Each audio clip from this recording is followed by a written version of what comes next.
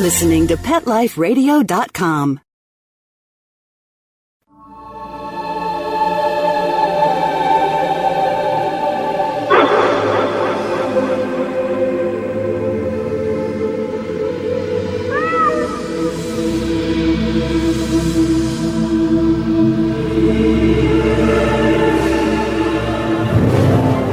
Welcome to Alive Again.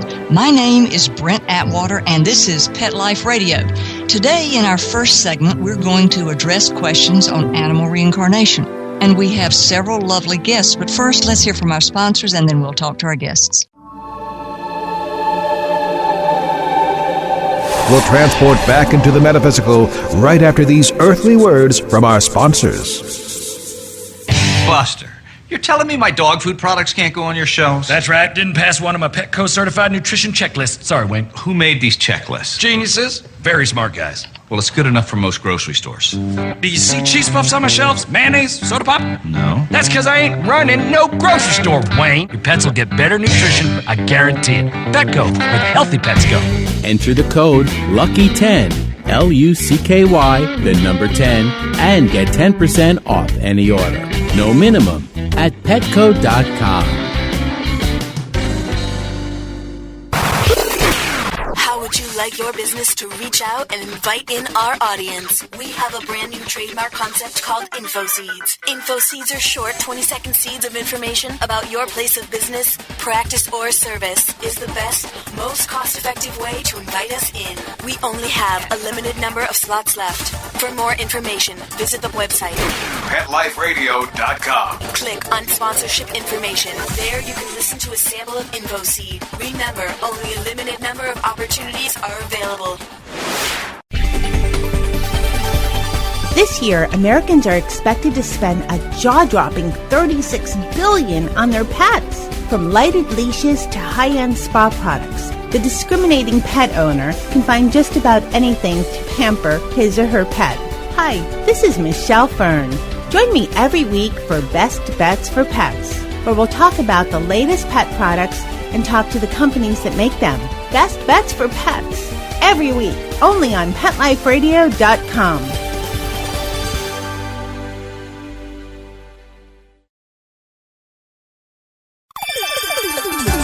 Let's Talk Pets on PetLifeRadio.com.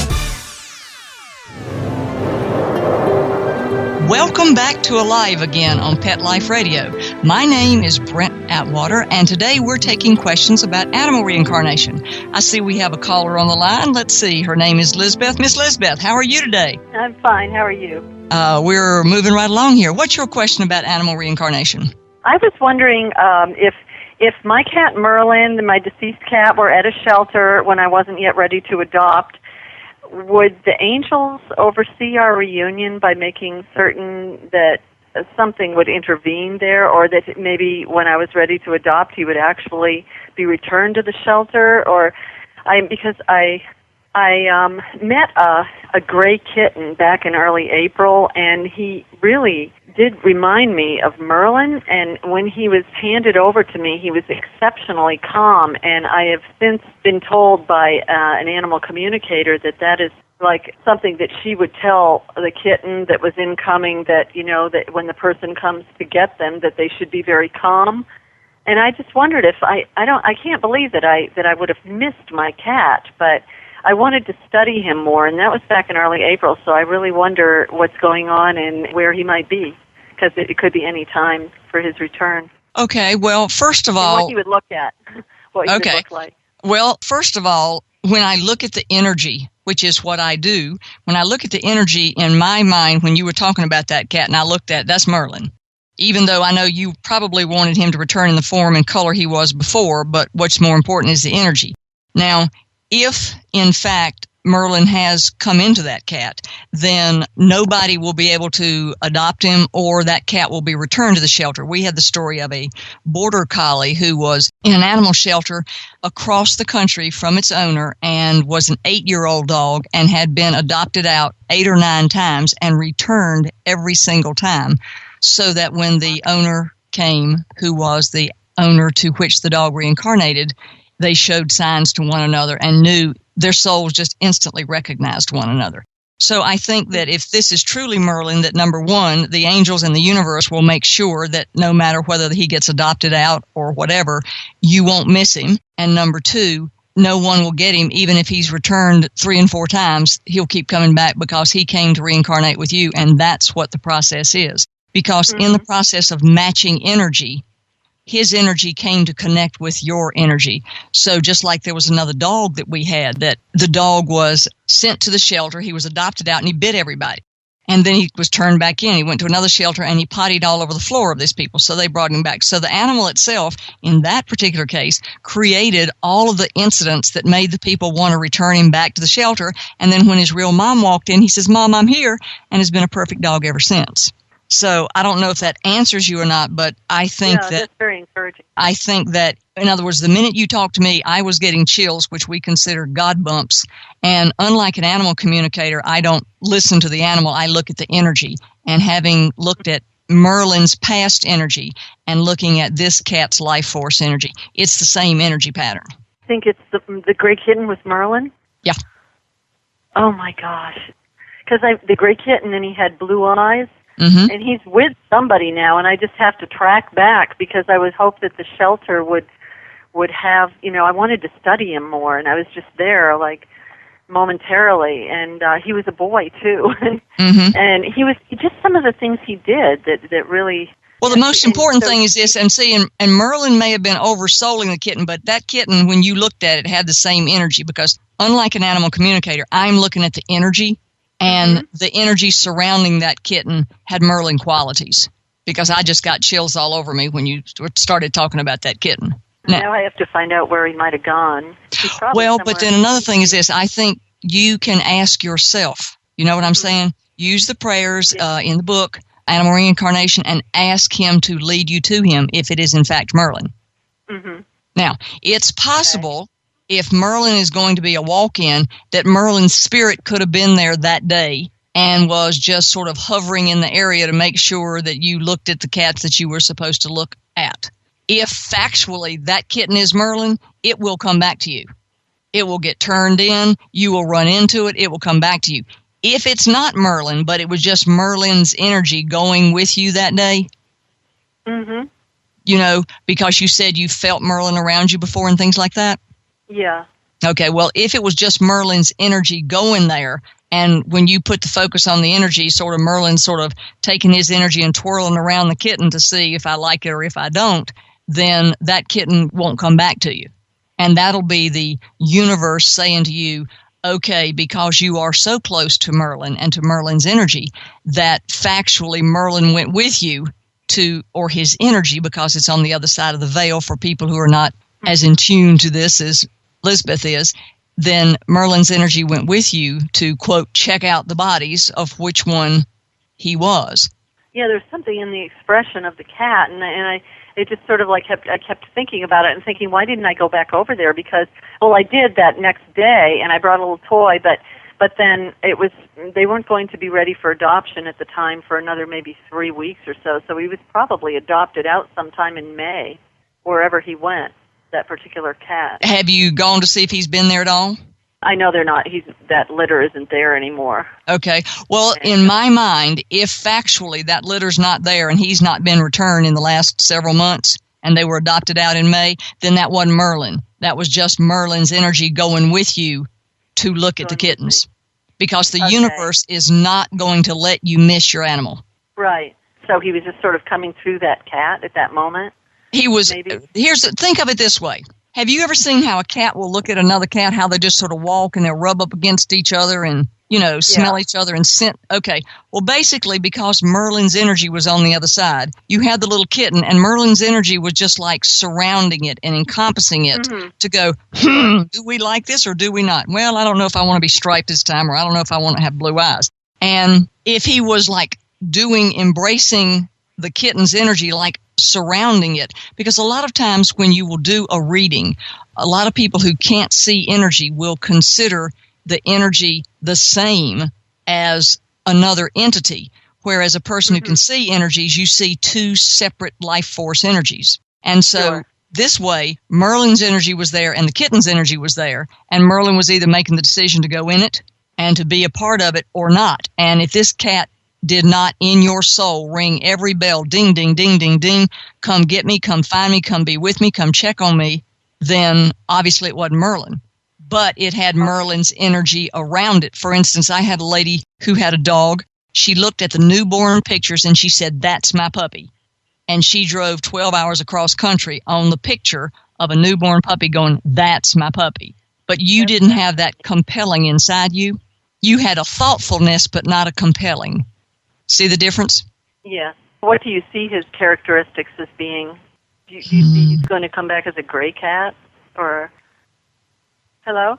I'm right here. I have to be quiet. I know you're not supposed to have dead space on the radio, but to look at an animal's energy, you have to be quiet so I can track their energy. I still am getting that he's going to be a boy, and I'm getting that he's going to have a gray on his tummy. I'm looking at a gray tummy. You know, like a smoky gray. You know how like a Siam, not what those things called, a Persian has like a smoky gray stomach.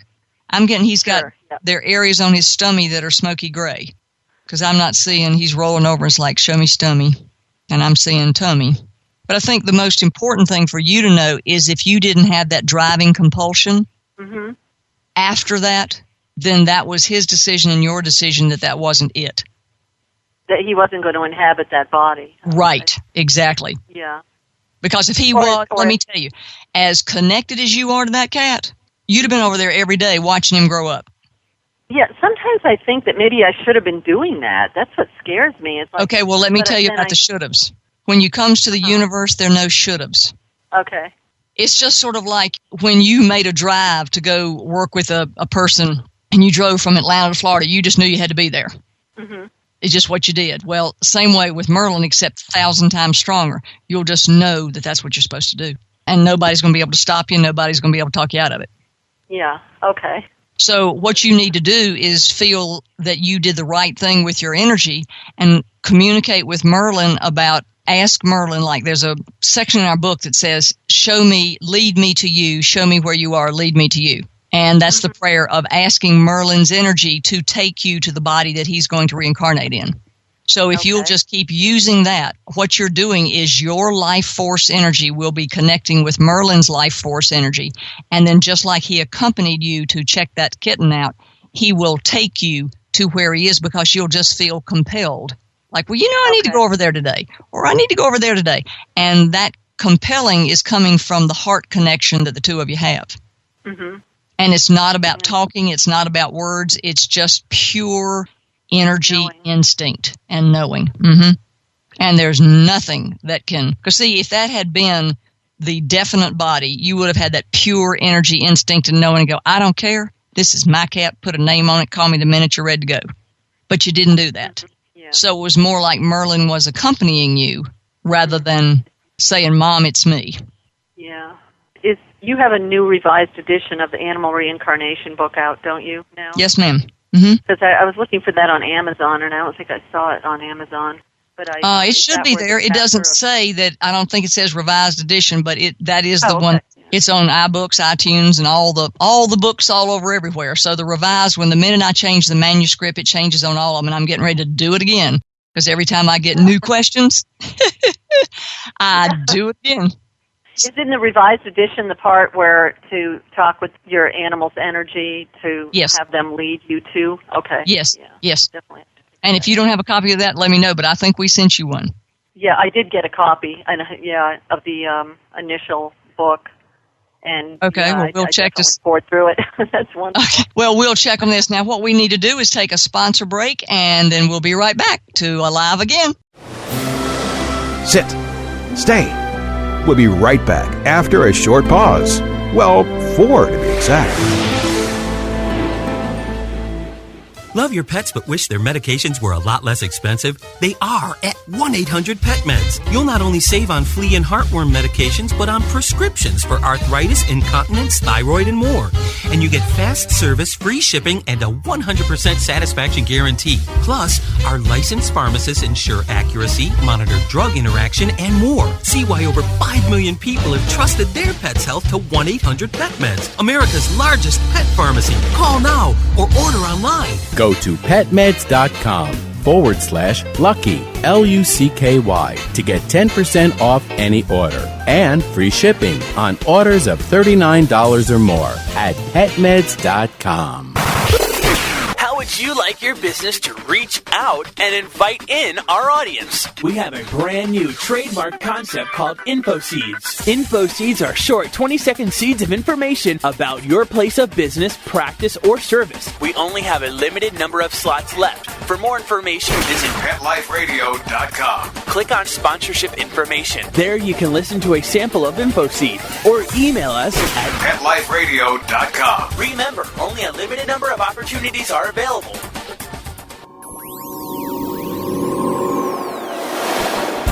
Pet Life Radio presents Paranormal Pets, where you can always expect the unexpected.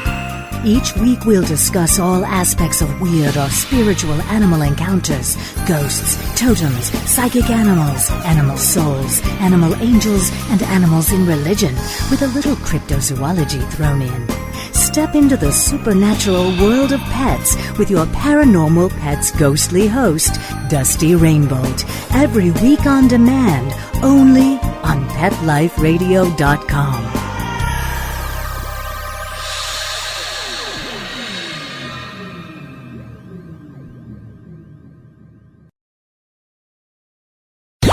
Let's talk pets Let's talk pets on Pet Life Radio. Pet Life Radio. PetLifeRadio.com.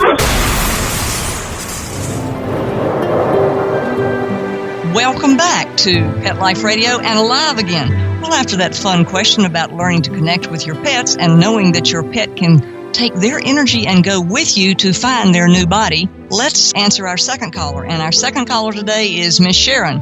Sharon, how may we answer your questions about pet reincarnation today? Hi, Brent. Thank you for taking my call. Where are you calling from? Florida. All right. Welcome. Thank you. 11 weeks ago, I lost my kitty cat, Tinkerbell. She crossed over. And I'm trying to find out if she will reincarnate and if she's going to be a boy or girl. And I'm also trying to find out what she would look like and if that can change or if the timing of her coming back can change. Fabulous questions for all our listeners out there. Now, let me take them one at a time, and when I start answering information, I tap into the energy, so guide me a little bit if I get off course here. For those listeners out there who don't understand how we know if an animal is going to reincarnate, let me tell you how I do it. I close my eyes and I ask to connect with the animal's life force energy.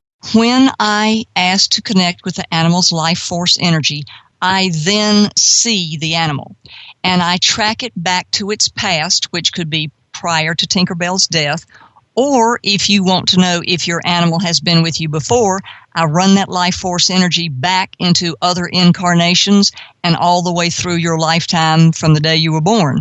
So we can track it back to see if that animal has been with you. And by the way, Tinkerbell has been with you in 2 other incarnations. Now, moving forward in this incarnation, after Tinkerbell's death, she transitioned over, and I get that she'll be back in 3.5 years. Now, she could come before that time. When I do this, for those of you who are new to the audience and listening, I watch Tinkerbell go out into the future, and I ask my guides, how many years out?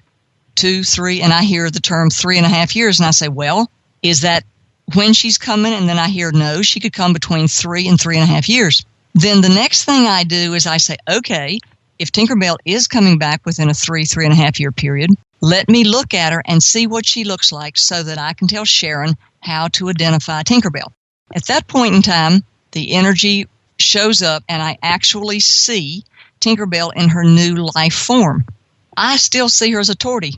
I think she's got some orange stripes, and I believe she was black and white before because you sent us a photograph of this. But this time I think she's going to have more tortoiseshell qualities because on her face I see like a starburst around her eyes. And let me see back there. Under her tail, I see a little extremely orange area, so that if you lift her, because this little cat strutted. Did she not? Yes. I mean, I called her Monkey Butt. Monkey Butt. Yeah, well, she would just work a runway, girlfriend, if she was in fashion. Yes. Absolutely precious personality. And let's see what else I see. And then another thing this cat, your Tinkerbell, does is what she's showing me is that she takes her paw and reaches for you like, excuse me, I'm here. Did she do that? Okay. Yes. And so for the listeners who are not familiar with this, what I do is I look at the life force energy of Tinkerbell, and when she's sitting there in her new little body, I'm seeing her take her paw and reach, which I don't know what that means, but obviously Sharon understands that that's Tinker. And then the cat turns and she walks from me, and her little energy is like sashaying it, like, work it, girlfriend. If you used to call her monkey butt, then I did. She would have a certain little walk. Oh, yeah. Take that tail and flick it, right? Yes. You know. So what I get is, I hope I've covered all your questions in that. Yes, I see her coming back between 3 and 3.5 years. I don't think she's going to be back earlier than that. And when I tap into the energy surrounding her, I think it's because that's when you're going to need her more. I get that she will be living 13.5 plus years. And for the audience who doesn't understand, what I do is I look at Tinkerbell's future energy and I run it out and I say, how long is she going to live? And then she tells me 13.5 years, a little bit more. She won't have a horrific transition this time. She'll die more of old age causes. So I feel that this time she passed with more of a rapid passing from a disease that took her down rather quickly. Is that correct? Yes. Okay. And I'll try not to get upset, but yes, she passed away the week of her birthday. She was only 6. Mm-hmm. And she got a disease called chylothorax, which is somehow she got a leak in her lymphatic system, and it leaks chyle fluid into the chest cavity. And I guess it's not a very positive outcome at all. Yeah, because she couldn't be able to breathe. Her heart would be compressed by the fluid that was in her. And that's, ooh. Well, the good part is she is coming back between 3.5 years, and I think she'll be coming back to stay much longer with you this time. And I am absolutely thrilled that you allowed us to answer your questions today. And I'm even more thrilled that I get to tell you, Tinkerbells are coming. Tinkerbell is coming. So you need to get her a new name. Yes. Well, it depends. Is she going to be a boy or a girl? If it's a tortie, probably a girl. Well, when I lift her little tail up and I look, it's girl parts. Oh, good. Good. I'm happy with the girl. That is girl parts. I'll probably name her a sugar muffin or something. That's good. That's good. That's good. I appreciate your time. Thank you. Oh, you are welcome. Thank you so much. We're going to a sponsor break now, and then we're going to go to the second section of our show, which is answering your questions as an animal medical intuitive and seeing what your pet health issues are. See you soon. Sit. Stay. We'll be right back after a short pause. Well, 4 to be exact.